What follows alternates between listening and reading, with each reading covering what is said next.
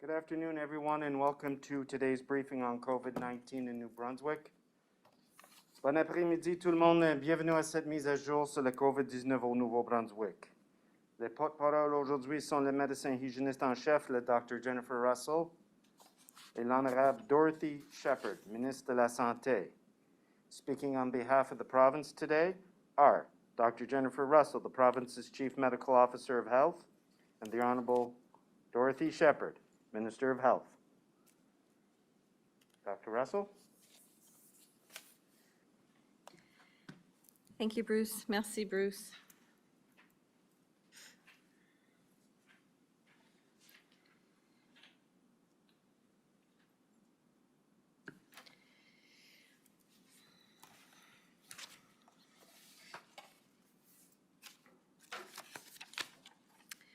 Bon après-midi à toutes et à tous.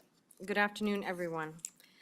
Santé publique a confirmé qu'un premier rare cas de formation de caillots sanguins en réaction au vaccin AstraZeneca a été signalé au Nouveau-Brunswick. Cette réaction, appelée thrombocytopénie immunitaire thrombotique induite par un vaccin, TITIV, est associée à de faibles taux de plaquettes. Cette personne du Nouveau-Brunswick âgée de 30 à 39 ans a reçu à la mi-mars le vaccin Covishield, soit la version du vaccin contre le COVID-19 AstraZeneca. Il ou elle a reçu le vaccin avant que le Comité consultatif national de l'immunisation recommande le 29 mars que le vaccin ne soit pas administré aux personnes de moins de 55 ans. Et cette personne a reçu des traitements appropriés pour quelqu'un qui a été identifié d'avoir reçu le vaccin, et cette personne est maintenant rétablie. Pour protéger la confidentialité de ce patient, je ne peux pas fournir d'autres détails à son égard. Public Health has confirmed the first New Brunswick case of a rare blood clot reaction to the AstraZeneca vaccine. This reaction is known as vaccine-induced immune thrombotic thrombocytopenia, VITT. It is associated with low platelets. The New Brunswicker, aged between 30 and 39 years of age, received the Covishield vaccine of the AstraZeneca COVID-19 vaccine in mid-March, and this was prior to the March 29th recommendation from the National Advisory Committee on Immunization not to provide this vaccine to persons under the age of 55. This individual has received appropriate treatment for someone having received the vaccine and has since recovered. For reasons of patient confidentiality, I cannot provide further details. Now, these reactions are extremely rare. We see them in approximately 1 in every 100,000 to 250,000 doses, but they do happen and they are treatable. There is information on our website and the Public Health Agency of Canada website.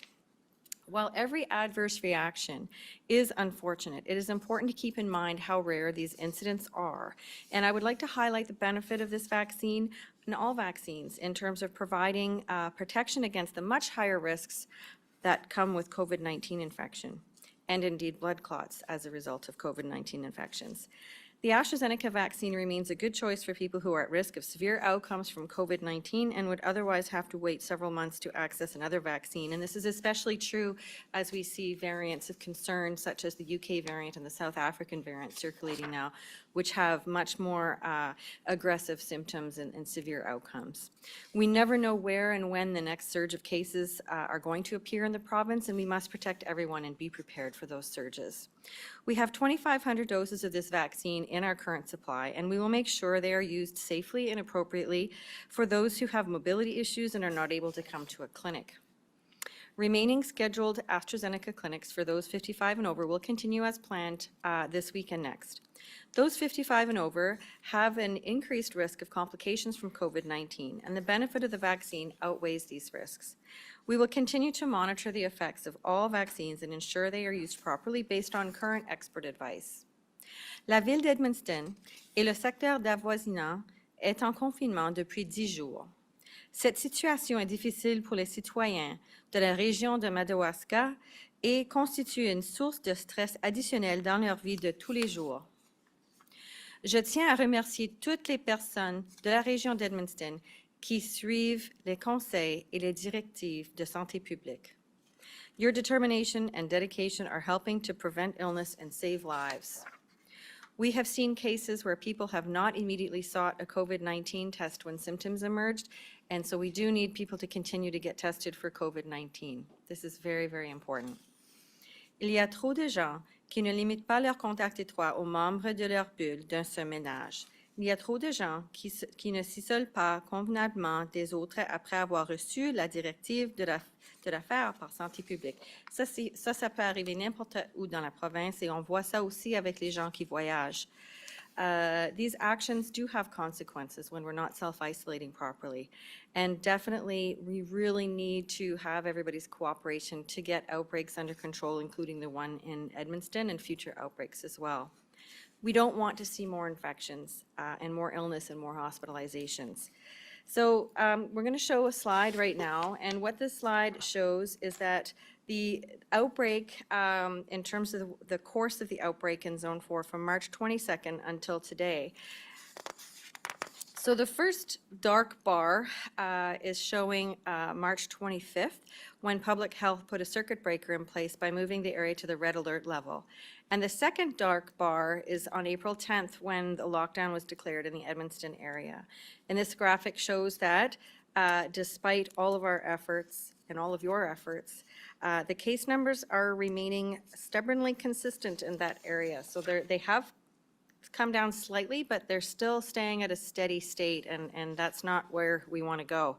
So there has been a modest improvement, but it's not enough. So in the first 10 days of this month, when Zone 4 was at the red alert level, the area reported an average of 7.6 new cases each day. And the 10 days since the lockdown began, the average number of new cases has declined slightly to 6 new cases per day. And the presence of the new variants of COVID-19 virus, which are more contagious and more aggressive in terms of the severity of symptoms than the original strain, is adding to the challenge that we're facing. There's no question. But if everyone in the lockdown area continues to follow public health guidance closely and consistently, then we will be in a much better position to limit the impact of this outbreak. Il y a présentement 100 cas actifs de COVID-19 dans la zone 4. La grande majorité se trouvant dans le secteur en confinement. Je suis reconnaissante envers les personnes de la région d'Edmundston qui s'efforcent de respecter les consignes de santé publique. But with the variant strains, there is a heightened risk of new exposures at any time when people are not following public health directions very, very specifically and precisely. So we can see infections appearing in family members or household members if there's a person who traveled outside the province and if they didn't self-isolate properly. And again, prior to the strains that we're seeing right now, there's a certain level of safety and security around self-isolation happening in your household with other people there and having a separate bathroom, et cetera. But these new infections, these new strains, are so much more contagious that it's very difficult to safely self-isolate in the same household with other people. So we are seeing the spread of the new variants from travel outside New Brunswick, and what that means is that travel is riskier now than any other time during the pandemic. So if you are going to travel, you must be prepared to properly self-isolate away from your loved ones for an entire 2-week period, regardless of if you tested negative when you were at an airport or at a location before you arrived in New Brunswick. You need to still self-isolate. So if you can't do that, then you really shouldn't travel. So it is as simple as that. Je suis heureuse d'annoncer que pour la première fois en plus d'1 mois, il n'y a aucun nouveau cas confirmé de COVID-19 à signaler aujourd'hui au Nouveau-Brunswick. Il y a présentement 139 cas actifs de COVID-19 dans la province. Il y a présentement 21 citoyens du Nouveau-Brunswick qui sont hospitalisés en raison de la COVID-19, dont 8 aux soins intensifs. Je vous demande une fois de plus de garder ces concitoyens du Nouveau-Brunswick dans vos pensées et vos prières. Today, I am very pleased to report that we have no new confirmed cases of COVID-19 in New Brunswick, and this is the first time that this has happened in over a month. Again, we've been in a steady state of having several cases, between on average 10, now we're down to 6 over the last month each day, so now this is the first time that we don't have any. But I still need people to continue to get tested even if you have mild symptoms. There are now 139 active cases of COVID-19 in our province, and there are 21 New Brunswickers who are now in hospital due to COVID-19, including 8 who require intensive care. And I ask again that you keep these New Brunswickers in your thoughts and prayers. Our best weapon against the further spread of COVID-19 is to get as many New Brunswickers vaccinated as quickly as we can. We have now provided 185,548 New Brunswickers with at least 1 vaccine dose. In the last week alone, more than 45,000 New Brunswickers have been vaccinated. And Minister Shephard will have more to say shortly on the progress that our vaccine rollout has had. And we now have spent more than a year on this pandemic journey. And it may seem that the road has never been darker and more treacherous than it is today. We do have some obstacles and challenges, there's no question. But really, when you take into account our situation here in New Brunswick and how very, very different it is compared to our fellow Canadians in Ontario, we are watching that situation with alarm and concern. Le nombre de nouveaux cas signalés en Ontario est plus élevé que jamais tous les jours et son système de soins de santé est poussé à sa limite. Nous ne voulons pas que cette situation se produise ici. Nous ne voulons pas dévier des succès que nous avons connus au cours des 13 derniers mois. It's true that we have all grown weary of the pandemic. Many of us are really challenged by the ongoing public health restrictions, and everyone would really like to have a normal life again, some version of normal. But really and truly, in order to get past these next challenges and hurdles, we all have to buckle down and stay the course for the next several months. We need now more than ever for people to wear masks. We need now more than ever for people to maintain their 2 meters of physical distance from others and continue to wash your hands thoroughly and regularly and keep your number of close contacts extremely low. Nous devons tous rester à la maison quand nous ne sentons pas bien et prendre les mesures nécessaires pour subir un test de dépistage si nous ressentons des symptômes ou savons que nous avons été exposés à une personne ayant contracté le virus responsable de la COVID-19. Et nous devons tous éviter d'effectuer des voyages à l'extérieur de la province dans les mesures possibles. But to do this, we have to continue to do what we have learned over the past year with renewed dedication and determination for a little while longer so we can all be protected here in New Brunswick. Thank you very much.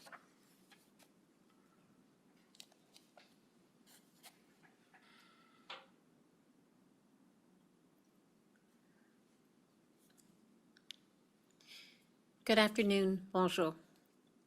Though we are pleased to be able to report no new active cases today, it is important that we all remain vigilant. Overall, the number of new cases of COVID-19 in our province has continued, along with the number of cases caused by the UK and South African variants. As Dr. Russell has said, public health is keeping a watchful eye on what is happening in Zone 4, the Edmundston region. In spite of the measures taken, the number of active cases in that area have not gone down as much as we had hoped they would. I add my voice to Dr. Russell's in asking that everyone do everything within their power to slow the spread of this virus, not just in Zone 4, but across our province. We are seeing how quickly this third wave of COVID is spreading in other provinces, and we do not want to see that happen here. I know that so many of the people who live in Zone 4, the Edmundston region, truly are following the rules and are doing everything right. And I understand that they are tired. They have been under lockdown for more than a week, and things don't seem to be getting any better. Now is not the time to lose hope. Now is the time for compassion and grace for others and for ourselves. We are in this together.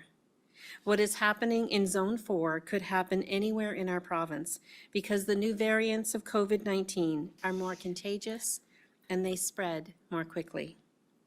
All it takes is for one of us to let our guard down just a bit. So please, I know you are tired and I know this is hard, but please dig deep and continue to follow the rules. And where possible, go above and beyond to keep one another healthy and safe.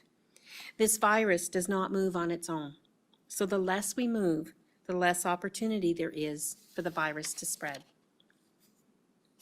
No travel is permitted in and out of the lockdown area or within the lockdown area except when necessary, such as for vaccinations, medical appointments, work, or to purchase essential goods.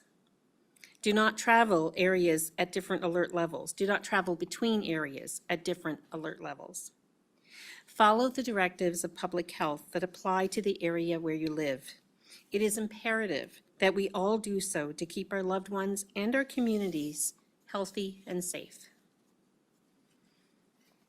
As you may be aware, Ontario and the federal government have reached out to the Atlantic region for help as Ontario battles the third wave of COVID-19. As Canadians and as New Brunswickers, it is wired into our DNA to want to help. We are seeking individuals who have the necessary skills and are able to go to Ontario to assist with their healthcare efforts. Specifically, Ontario is in need of nurses, respiratory therapists, perfusionists, and anesthesia assistants. While New Brunswick does not have the available resources within the regional health authorities, any healthcare workers who are retired or working outside of the healthcare system are being encouraged to assist. The federal government will cover all expenses involved, including salary, travel, and accommodations. To find out more on how to assist, please contact, capital letters, nbheoc@gnb.ca or call 506-444-2882 or after hours 506-461-2880. This information will also be available through our daily social media posts and through our news release found under the featured news at gnb.ca. Both the social media post and the news release will be posted soon. Our vaccination rollout remains on schedule, and I'm happy to be able to say that we have vaccinated 28% of the New Brunswick population with at least the first dose of the COVID-19 vaccine. I am also pleased to announce that, as of today, people who are 65 and older may now schedule an appointment to receive their first dose of COVID-19 vaccine at a clinic offered by Vitalité or Horizon Health Network or by contacting a participating pharmacy. To book an appointment at a clinic offered by Horizon Health Network or Vitalité Health Network, you can register online at gnb.ca/bookavaccine or call 1-833-437-1424. There are currently 19,000 spaces available at clinics being offered by Vitalité and Horizon Health Networks over the next 2 weeks. To book an appointment through a pharmacy, check to see if the pharmacy has online booking or call the pharmacy directly. And if you're booking through a pharmacy, please be patient. Many pharmacies have already fully booked for appointments through the next few weeks. If required, a caregiver or individual can book an appointment on behalf of someone who is 65 and over. I encourage everyone who is eligible for a vaccine and wishes to receive one to make an appointment.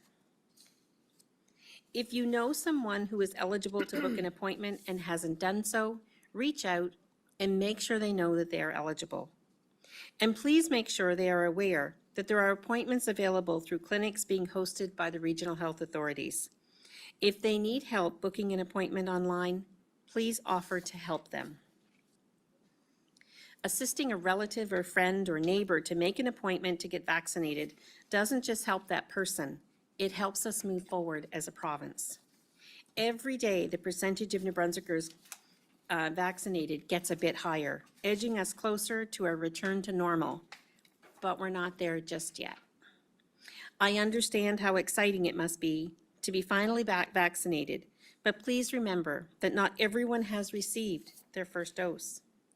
For that reason, even if you have received a vaccine, you must continue to follow public health rules, such as wearing a mask in public spaces and maintaining physical distancing. Continuing to follow the rules will help keep everyone in our province safe.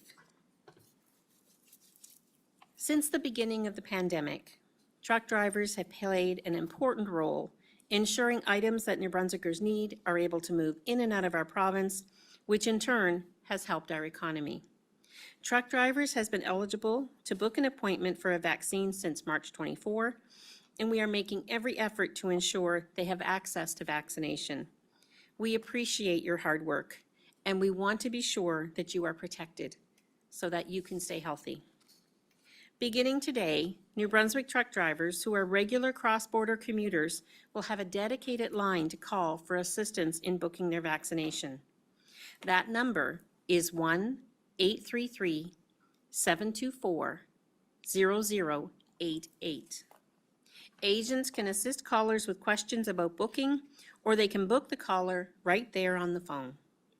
If the caller has to leave a message, they can be assured that an agent will get back to them as soon as possible. The Departments of Health and Justice and Public Safety are working with the Atlantic Provinces Trucking Association to get information about the toll-free line to individual truck drivers.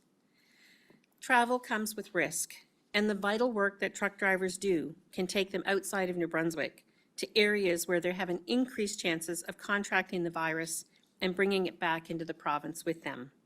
We encourage all truck drivers to book their appointments and to get vaccinated. It is understandable if you are feeling overwhelmed right now. This pandemic has had us all on an emotional roller coaster for more than a year, and too often, everything feels beyond our control. While some things are beyond our control, not everything is. I encourage you to focus on what you can do today to make a difference. Follow the rules and stay healthy and safe. Reach out to family and friends. And if you are eligible, make an appointment to get your COVID-19 vaccine. There is light at the end of this tunnel, and every day brings us a little bit closer. Thank you. Merci.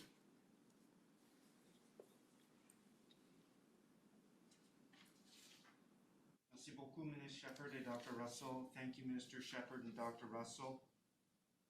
We'll now proceed with questions from members of the media. Each reporter will have one question and the quickest follow-up. You have the right to pose your question in the official language of your choice. Please ensure your microphones are placed on mute. Nous allons maintenant procéder aux questions des journalistes. Vous avez le droit de poser vos questions dans la langue officielle de votre choix. Chaque journaliste aura une question et un suivi très rapide. Voulez-vous assurer de désactiver le son de vos micros? Laurel Lyle, CTV.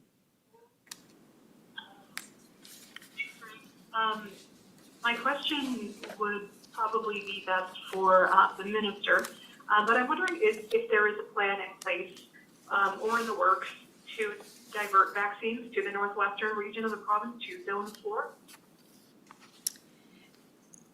If Dr. Russell can certainly add anything if I've missed, but we've actually already done that. I think up until last week, we had diverted an additional 3,100 shots, I think, over a period of about 10 days.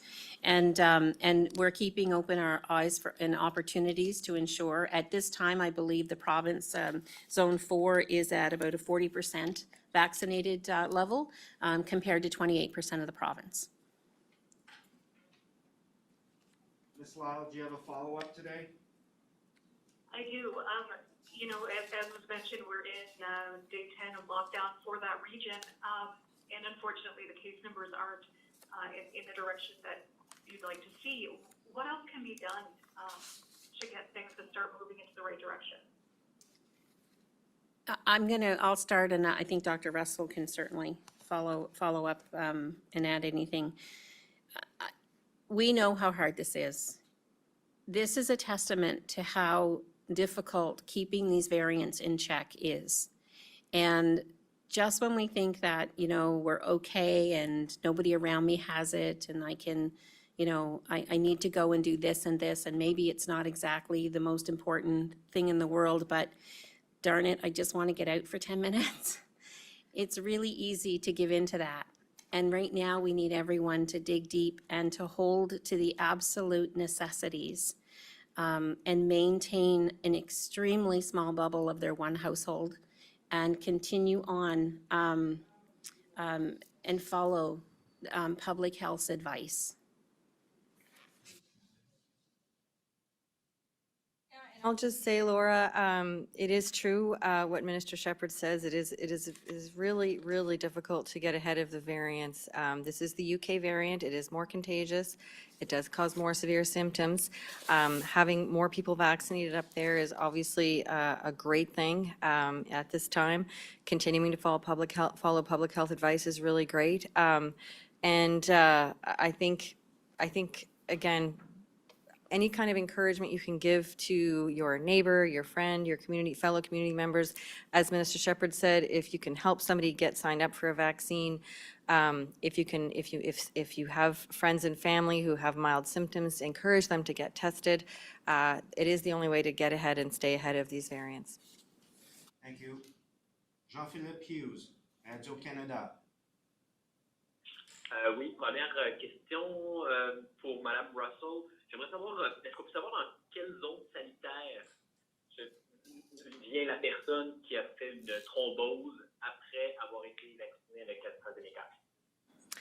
Alors, on n'a pas fourni plus de détails là-dessus maintenant à cause de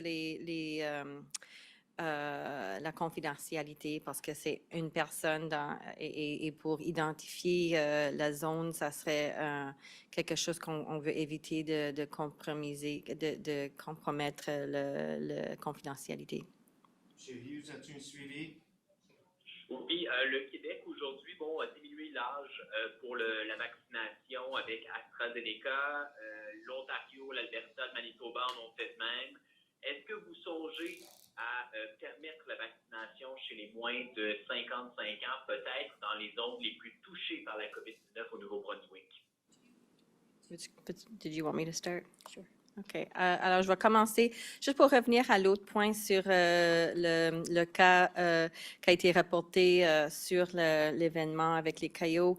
Cette personne avait reçu du traitement. Ils sont récupérés à ce moment-ci.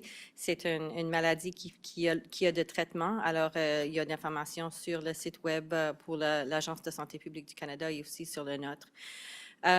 Et pour l'AstraZeneca, pour les autres provinces, la situation est différente dans d'autres endroits. Ici au Nouveau-Brunswick, on va continuer avec notre plan pour donner le vaccin pour les gens 55 et plus.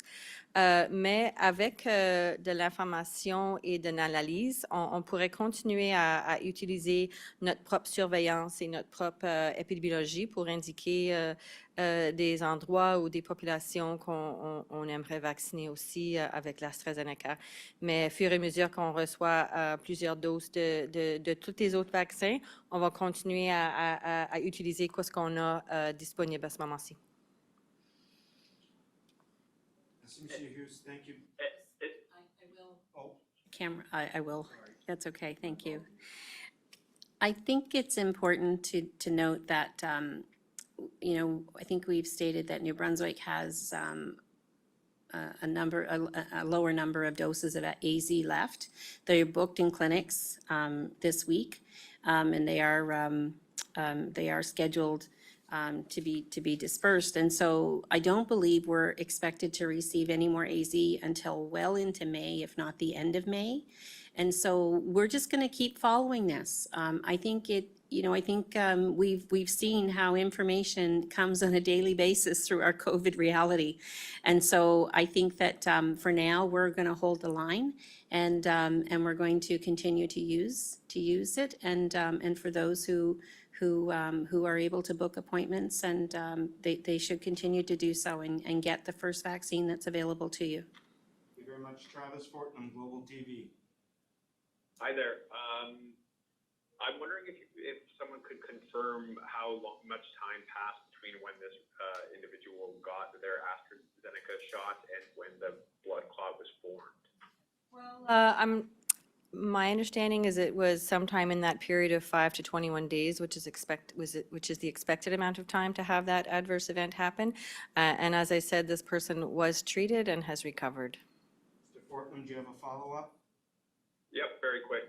For Dr. Russell, I think you might have touched on this, but my audio cut out. The outbreak ongoing in the Edmonton region, I'm wondering if you're able to speak to what is making it persist so strongly. Is it the variants? Well, I think that's the main reason. I think, again, it is much more contagious. It transmits to close contacts before the case themselves have been identified. So that's why, to get ahead of it and stay ahead of it, we have to isolate the contacts of contacts.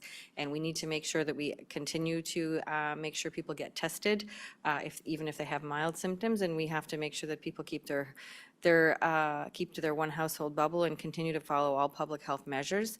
I think we will see this turn around, but again, it's just taking longer because of the variant. We did have a few cases of community transmission as well. So, but the new cases that we're seeing, I was speaking to one of the epidemiologists today, and the new cases we're seeing are the close contacts, like contacts of people that had tested positive. So they're expected, they were already self-isolating. What we don't want to see is new cases popping up where we have to start the process all over again with respect to contact tracing and isolating contacts of contacts, because it does mean that there will continue to be transmission. So again, we're hoping to nip this in the bud very shortly, as soon as we possibly can. But again, it's a bit difficult to predict how long that'll take. And obviously, we're not looking forward to having any more new travel-related cases with any new outbreaks. Thank you. Jacques Poitras, CBC. Good afternoon. There's a video circulating in northwestern Brunswick on social media in which several RCMP and enforcement officers arrive at a gathering reportedly of about 25 people and are harangued by one of the people there for about 5 minutes, and then they leave without taking the names of the people at this gathering. And I'm wondering what that says about the enforcement levels when we see these stubbornly consistent case rates in Zone 4. I'll take a stab at that. We're trying really hard not to use the iron fist. But the fact is we do need our partners at public safety to keep us aware of what's happening and to understand if we need to do anything to mitigate individuals' behavior. And so all I can say, and I have to admit, Jacques, I have not seen the video. I'm barely aware of it. Just as you were speaking about it, I think I had heard something about it. So I can't speak to it, purposefully to understand the whole situation. But it is my hope that with our public safety partners, we would be addressing serious situations like that. And we'll go back and get some information on it. Thank you. Mr. Poitras, do you have a follow-up today? Yeah, I see that in Ottawa, the NACI announcement on updating AstraZeneca guidance was canceled, and people there are talking about the New Brunswick blood clot case. Dr. Russell, was it put off because of this case, leading them to look at things again? No, actually. In fact, we're not the only province that has had some adverse events, including VIT. Other provinces have had some, and we'll continue to investigate any events that we have. It wasn't related. Thank you, Mr. Poitras. Andrew Waugh, Brunswick News. Yeah, this is for either the Minister or Dr. Russell. Any concerns that this blood clot case, as rare as it is, might lead to some more vaccine hesitancy, specifically regarding AZ? Well, Andrew, I'm going to start, and if Minister Shephard wants to add, certainly, again, there's a double-edged sword with transparency information, and is the interpretation and perception. So as the scientists and specialists and advisory folks do their work, as Health Canada does their work, and Special Advisory Committee and Public Health Agency of Canada, we're all working hard to make sure that vaccines are safe and effective and are given appropriately to the right population at the right time. When the signal popped up that, yes, you can see these issues in the UK data and the European data, We are seeing a few reported cases here. I guess we want people to be confident in the fact that that the information has been looked into and analyzed, and that we are pivoting and shifting our approach and our advice based on all of that on a daily basis, on a weekly basis. As Minister Shephard said, that the information changes week to week. In terms of vaccine hesitancy, obviously, if the information is presented in a way that people can understand the fact that the risks of COVID-19 right now in certain situations, obviously, if you're living in a very, very high case count area, it's very clear that whatever vaccine you're offered is the vaccine that you should take, because the risk of getting COVID is high and the risk of having a bad outcome from COVID is very high. With the AstraZeneca issue, we've seen the reports as 1 in 100,000 doses of the vaccine to 1 in 250,000 doses of the vaccine. And I know that everybody who's gotten a vaccine knows that there's epinephrine on standby in all the areas, because we know that anaphylaxis can happen with any of the vaccines.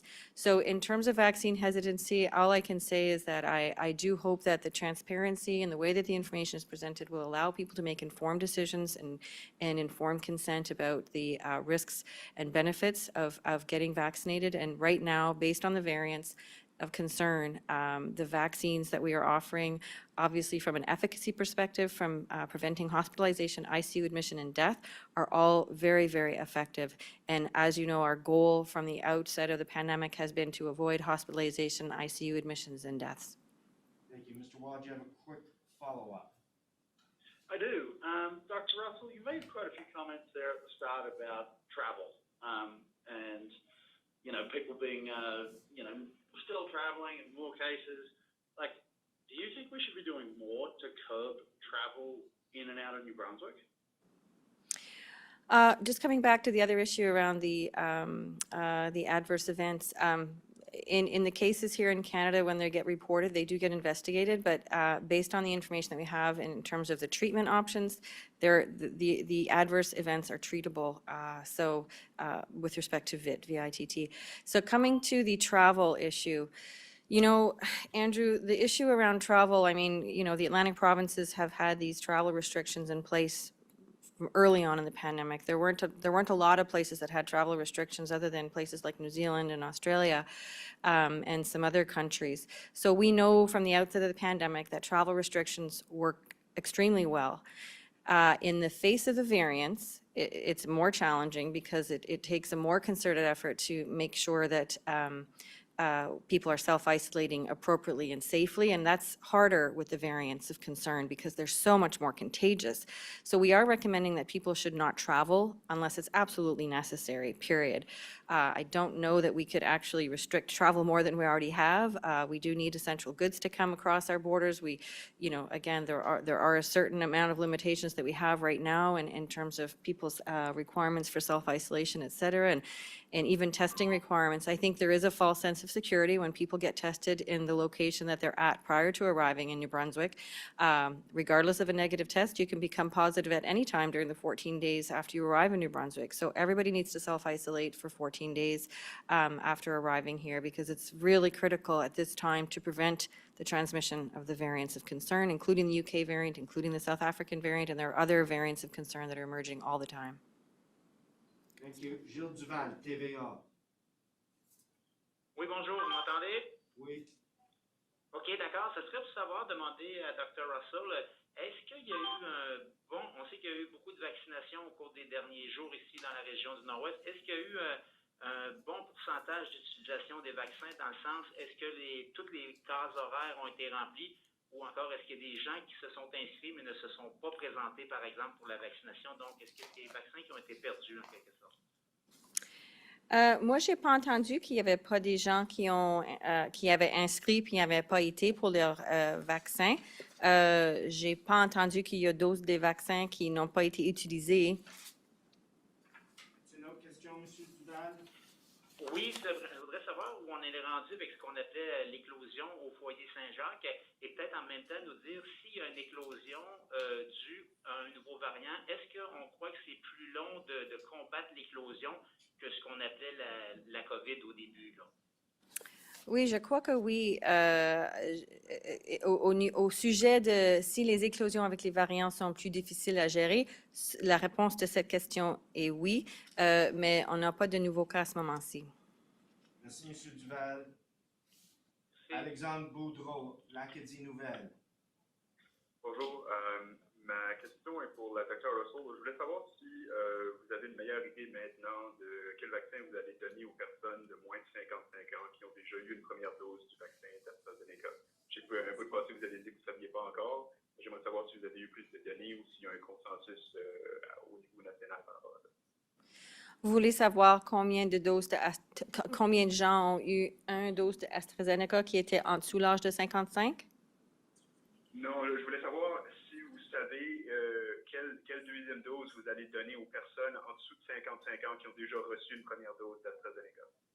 À ce moment-ci, non, mais on attend pour d'autres informations, d'autres données, parce qu'ils font des recherches au Royaume-Uni maintenant pour voir quels sont les résultats quand on donne deux différentes doses de deux différents vaccins, un après l'autre. M. Boudreau, as-tu un suivi? Oui, pour la ministre Shephard, je voulais juste avoir une clarification. Est-ce que l'idée d'envoyer des vaccins en Ontario est complètement hors de question?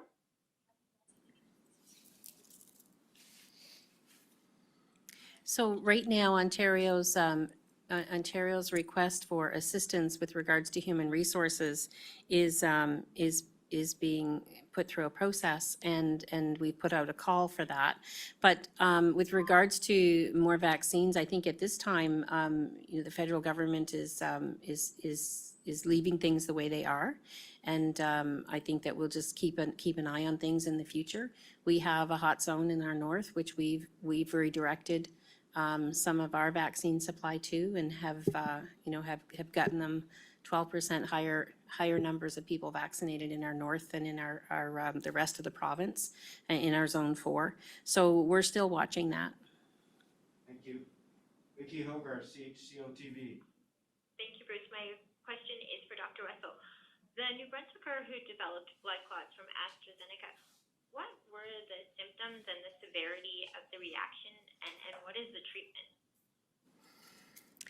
So I can't really give too many details on the situation other than they did meet the criteria for that particular adverse event, and there are certain tests that have to be done. And in terms of the treatment, the presentation is similar to a heparin-induced thrombocytopenic thrombosis, but the treatment is non-heparin anticoagulants.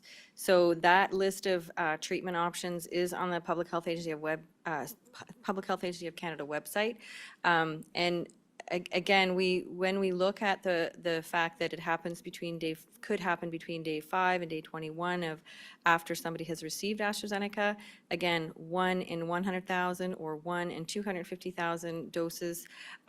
When people are aware and clinicians are aware of the issues and the diagnosis and the capability of diagnosing and treating, again, what we're hearing now is, yes, it can happen, and it's recognizable and identifiable, and there's a treatment, and that's a good thing. Ms. Hogarth, do you have a quick follow-up?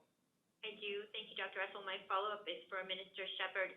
Is there talk of delaying the Atlantic bubble reopening till further later in May? I believe that there was a call with the premiers today, and there is some consideration of choosing a date further out, but the date has not yet been decided. Thank you. Marie Sutherland, CBC. Good afternoon. My question's for Dr. Russell. I noticed that on the province's dashboard that the Edmundston region has the lowest compliance with operational plans of all the zones at 82%. What kind of non-compliance are you seeing, and what's being done to correct it?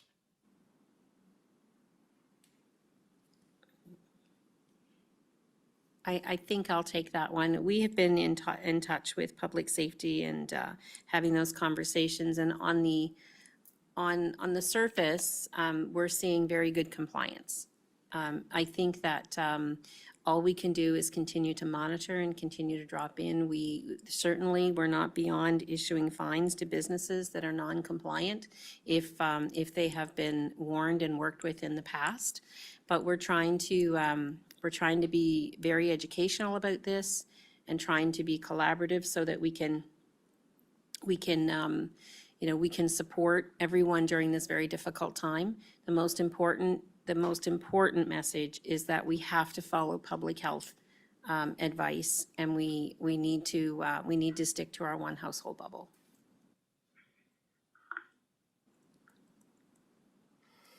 Ms. Sullivan, do you have a follow-up? I do, thanks. Dr. Russell, I have a question regarding the cluster of cases of the unknown neurological disease.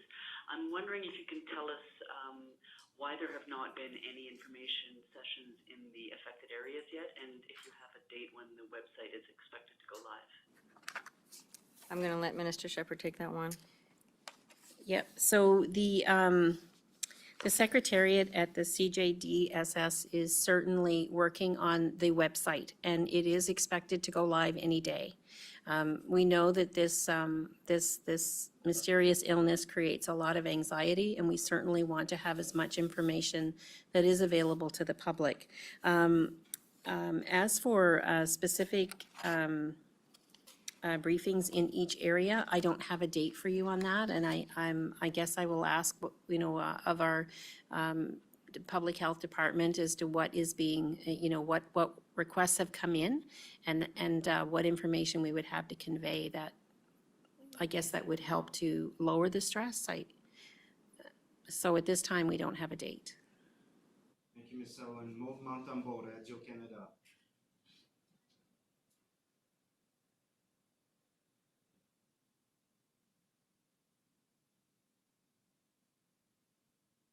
Bobby Jean McKinnon, CBC. Yes, thank you. Minister Shephard, with today's announcement that people who are 65 and older can now book appointments for their shots, how quickly are you expecting these next age brackets to move, given that a lot of people 55 and older have already received their AstraZeneca shots? Well, it's really yet to be seen. These appointments can fill up quite quickly. I know that the phones start ringing from the time we announce it at this press conference. So I'm expecting the same type of reaction today. We're getting into our largest demographic group. So I think, again, I can only point to the fact that we want to have everyone vaccinated by the end of June. And so I'm going to suspect this age group is going to take, a few weeks to comb through. Do you have a follow-up, Ms. McKinnon? Yes, I do. Thank you. Dr. Russell, since travel is riskier, what is the ideal way to self-isolate now? And will the province change its self-isolation recommendations to require people to self-isolate in a different household or for a longer amount of time or some other kind of changes? Well, my understanding is the mandatory order already has in it that if you cannot safely self-isolate in your own household, that you should not self-isolate in your household. And throughout the pandemic, there has always been the option of reaching out to, I believe it's the Red Cross through JPS, in terms of being able to have different accommodations. So in terms of the variants of concern and the risks of self-isolation in a household with other people, it is riskier now than it has been because of how contagious the variants are. If you can self-isolate outside of the household, then that is the safest thing to do. If you are self-isolating, the information that we have on our website, I think, is still accurate in terms of not sharing a bathroom, not sharing utensils, staying in a different room the entire time. Again, it is much riskier because the contagiousness and the transmission of the new variants of concern are, again, so much greater. Nathan DeLong, Miramichi Leader. Good afternoon. My question is for Dr. Russell. The superintendent of Anglophone North School District has alluded to a return of more traditional graduation ceremonies being possible this year. Of course, that's pending COVID protocols at the district and facility level, and depends on how the guidelines of the province might look at that time.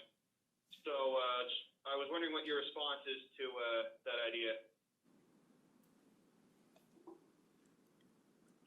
I'm going to take that one.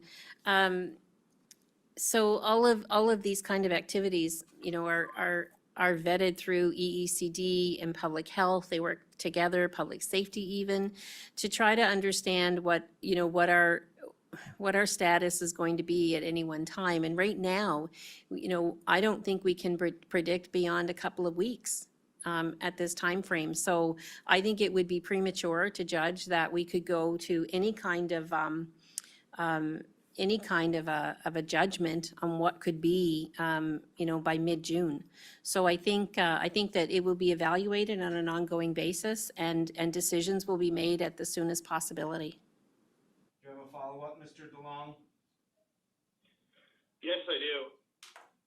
Definitely see what you're saying about the situation changing quickly and it being hard to predict. I just was wondering if the province has any plans to issue guidelines for graduation events specifically. I'm sure EECD is working on that, and we can try to get you an answer to see if, no doubt, I'm sure there will be guidelines if graduation ceremonies are able to proceed, but I don't want to anticipate what that would be. Thank you. Meg Cunningham, Thank you. CHNA, Sackville. Thank you, Bruce. Minister Shephard, people protested along the Nova Scotia and New Brunswick border on Sunday. Some saying the continued closure is doing damage to their families so that they can't access their support systems that are just 10 minutes away. How do you respond to what those protesters are saying? COVID has been a very difficult time. And whether that service is 10 minutes away or 1 hour away, we have public health guidelines that are put in place to keep New Brunswickers safe. Our border measures have served us very well over this last year. With the variant, it is even more so. I've commented to not only my colleagues, but, you know, people in the public, that this last stretch is probably the hardest we've ever gone through, because we see that light at the end of the tunnel. We see how close we are, but we're also extremely vulnerable. And you can look across Canada to see how this third wave easily gets out of control. The measures are in place for a reason. Thank you. Ms. Cunningham, do you have a follow-up? I do, also for Minister Shephard. Some rotational workers have also reported that they're being denied re-entry into New Brunswick, even though they follow all instructions when they pre-register. Why are there still inconsistencies when it comes to border pre-registration for rotational workers? I have not heard that, so I really can't comment on it. Thank you. Adil Ibrahim, CBC. Thank you.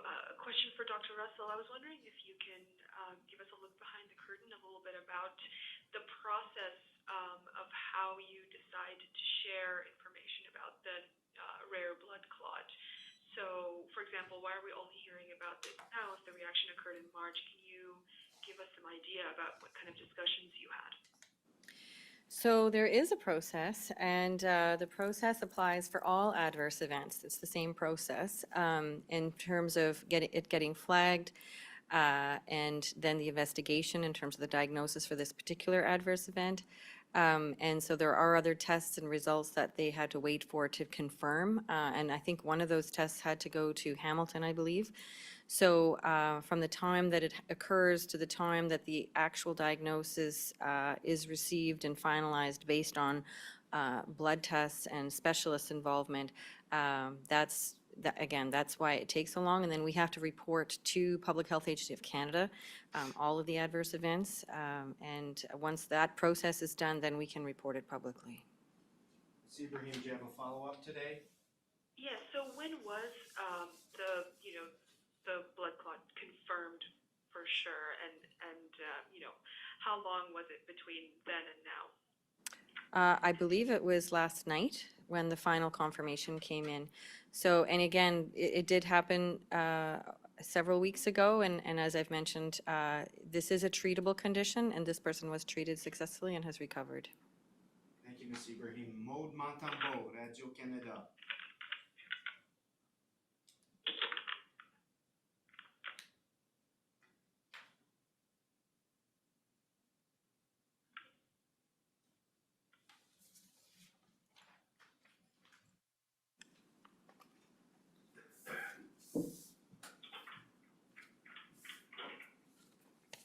Voilà la fin de notre mise à jour. Merci beaucoup. That concludes today's update. Thank you very much.